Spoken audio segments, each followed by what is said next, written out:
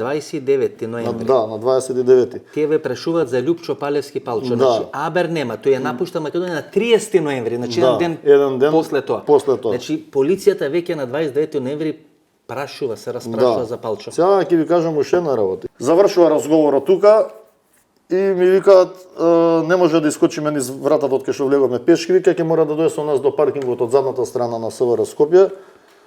Ќе те изнесам ја вика со колата до надвор, вика па после вика ќе си одиш.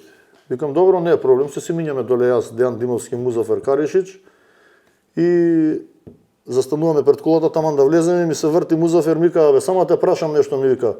Татково вика на Вања вика, чува куче ми вика. Ја му викам како куче, па кангал да не чува ми вика. Викам не ми се верува, викам да чува. Зашо му викам?